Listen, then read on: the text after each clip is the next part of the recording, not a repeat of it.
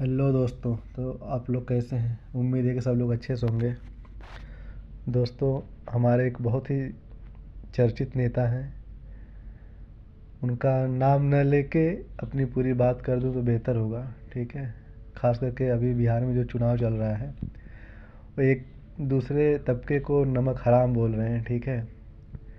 मैं बस इतना ही कहना चाहूँगा कि नमक हराम कौन होता है? जनता का टैक्स लूट कर खुद का प्रॉपर्टी बना लेने वाला, या वो गरीब जनता जनता?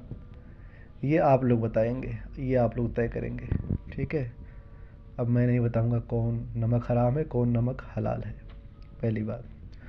और दूसरी बात दोस्तों, मैं ये कहूँगा विनोद वाली स्टाइल में कि देख रहे हो विनोद, कैसे तुम्हें लड़ाकर, तुम्हें बेवकूफ़ बनाकर वोट लेने की कोशिश हो रही है। दोस्तों, होशियार रहना इन डाकुओं से जो तुम्हारे वोट पर तुम्हें लड़ा कर, कन्फ्यूज़ कर कर तुम्हारे वोट पर डाका डालने की कोशिश कर रहे हैं। आप जब भी वोट दीजिएगा तो ऐसे नेता को चुनिएगा जो सिंपल हो, साधारण हो, पढ़ा लिखा हो, आपकी बातें सुन सके और आपका काम कर सके, आपकी हर एक समस्या का समाधान कर सके। आप ऐसे नेता को चुनने की कोशिश कीजिएगा। ये जो बड़ी बड़ी बातें करते हैं, डींग हाँकते हैं, बड़ी बड़ी फेंकते हैं, उनके झांसा में न पड़िएगा। दोस्तों, ये वोट की बड़ी कीमत होती है। ठीक है। आपको बहुत ही समझदारी के साथ देना है, किसी के बात में आकर नहीं देना है। आपको पहले सोचना है कि हमारे लिए वो कैसा होगा, वो हमारे लिए ठीक साबित होगा या नहीं होगा, वो हमारा काम करेगा या नहीं करेगा। आप वोट दीजिएगा काम के नाम पर, ना कि नफ़रत के नाम पे, ना कि धर्म के नाम पर। आप काम के नाम पर वोट दीजिए और वक्त आने पर आप काम के लिए पूछिए, सवाल कीजिए। अगर नेता आपके हर एक सवालों का जवाब देता है, आपके बातों पर खरा उतरता है, तो फिर उसको मौका दीजिएगा। अगर वो नहीं उतरता है आपके बातों पर खरा, सिर्फ नफ़रत की बात करता है, आपको झंसता है, तो दोबारा उसे कभी आप जो कि नेता न बनने देना। ये आपकी जिम्मेदारी है। ये आपके वोट की ताकत है। आपको इस वोट की ताकत किसको देना है, किसको नहीं देना है, आपको बहुत ही सोच समझ कर डिसाइड करना है। ठीक है। नफ़रत फैलाने वाले, झांसा देने वाले, बड़ी बड़ी बातें करने वाले बहुत आएंगे, पर इनके चक्कर में न पड़कर आप जो है कि एक समझदार नेता को चुनिएगा।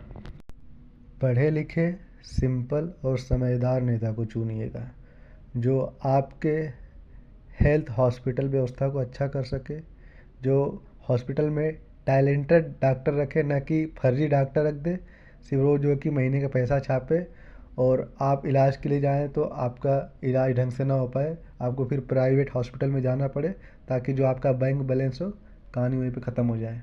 तो जब हॉस्पिटल में टैलेंटेड डॉक्टर रहेंगे तो बाहर न जाकर आपका जो कि सरकारी हॉस्पिटल में ही इलाज अच्छे से हो सकता है।